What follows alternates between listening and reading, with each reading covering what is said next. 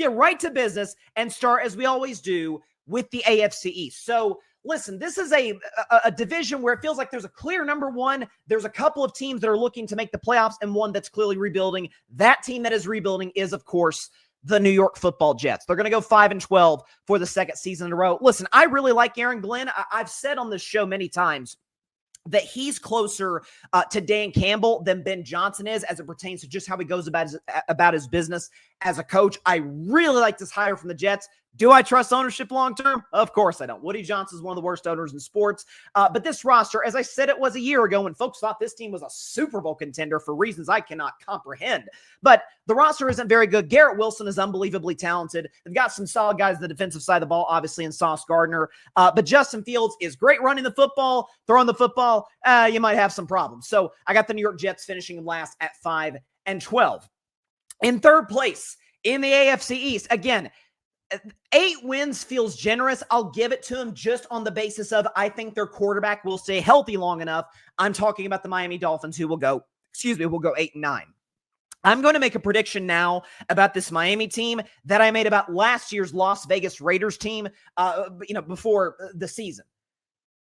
Their superstar wide receiver one, will not be with the team by the end of the season. I said last year that the Raiders were going to trade Devontae Adams. That relationship felt like it kind of gotten to a boiling point and wasn't going to work long-term. I think you're seeing something very, very similar in Miami. I think the Dolphins are not going to be that good of a football team this year. Tua just being healthy will be enough to get them, again, to a respectable record, 8-9, but the defense isn't very good. The reports out of camp, looks like Mike McDaniel doesn't have control over practices. They're getting mauled by teams like the Lions in some of these joint practices, and I think Tyreek Hill, who's made his displeasure with the organization very much heard over the last few years, I think he will eventually get dealt at the trade deadline mid-season, so the Dolphins will be 8-9. I'll be honest. The second place team went back and forth on it. Not in terms of whether they were going to finish second, because I believe they will. I think they're the second best team in the AFC East. But whether they would make the playoffs in an AFC that is obviously stacked with great quarterbacks, and one this team is hoping that can join that group.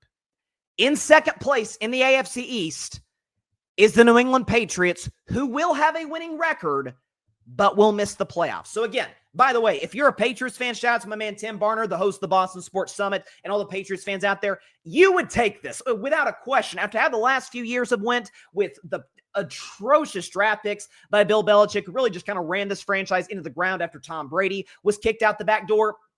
Okay, the fact that they've spent money in free agency. Mike Vrabel's now the new head coach. You guys know I have about as much respect for Vrabel as any coach in football. I think he's excellent. I think he is a culture builder and can turn around that program in New England very quickly. And Drake May, listen, despite having an atrocious offensive line in front of him and the worst wide receiving core in football around him last year, showed some promise. We know the upside that the kid showed at North Carolina. He showed us that in moments in games against the Titans and the Chicago Bears. I like what Drake May brings to the table. The Patriots will go 9-8. They'll miss the playoffs barely. But with that being said, I do think, listen, if they get in, I won't be shocked. But I do think after season's end, after 2025 is over, you look at the Patriots and be like, man, they're a few pieces away from maybe being kind of interesting in the AFC. That's where I've got New England in that number 2 spot. And number 1 goes without saying, for the 6th consecutive season, the Buffalo Bills will win the AFC East. They will make the playoffs at 13-4. And I'll just go and say in the front end, that 13-4 record, due to some tiebreakers, will be enough to get them the number 1 seed in the AFC. We know who Josh Allen is. He's the reigning league MVP. In my mind, he's the second best quarterback in football to Patrick Mahomes. But I think what you're going to see from this Buffalo offense, James Cook's locked up on a long-term contract. Don't know if I love the contract long-term for Buffalo because running backs age quickly, but in the here and now, that'll work. Buffalo's got one of the best offensive lines, one of the 5 best O-lines in the NFL. Keon Coleman, if you hear what some of these guys, Deion Dawkins, who's the best offensive lineman for Buffalo, if you hear what Deion Dawkins and some of these Bills players are saying as it pertains to, what this kid can bring to the table after a good rookie year, but didn't pop off the way that we thought he would, Keon Coleman, I think, is going to have a breakout season in Buffalo, and Josh Allen can make just about anything work beyond that. Obviously, you still have Dalton Kincaid, who's a very talented tight end. It's the most well-rounded Buffalo's offense has been, I think, in the Josh Allen era. They're as dangerous as any team in football. Once again, no surprise. For the 6th straight year, the Buffalo Bills will win the AFC East. They'll go 13-4, which will be good enough to get the top seed in the AFC. So again, AFC East feels pretty generic. I think most folks agree.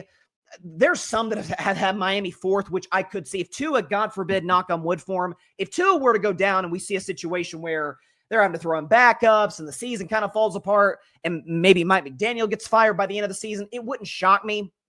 But I just don't see a world in which this Miami Dolphins team is competitive. I mean, again, defensively, I don't love what they bring to the table. So this feels like they're a couple of moves away from really being in rebuild mode in Miami, and we could see them as the last place in the division. Next year, Buffalo is a no question #1 team. Thanks so much for watching the show on YouTube, and be sure to go click that big red subscribe button and check out the other clips and full shows from Carving It Up Live, as well as our other incredible content creators here on the Grid Network.